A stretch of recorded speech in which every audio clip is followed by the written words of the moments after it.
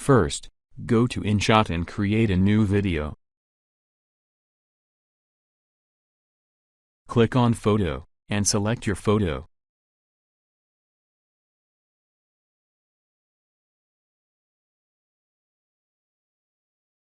Swipe to the left, and select Music. Select Tracks. There you can use your own music or select from a library.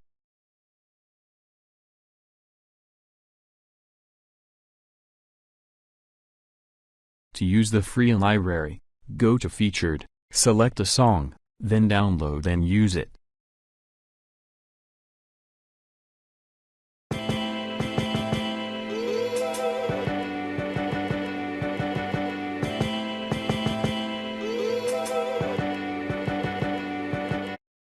Go to the end of the image, select the audio track, then click Split.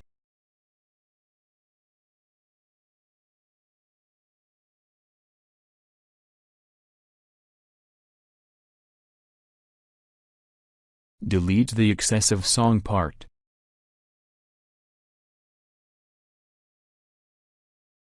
Save it.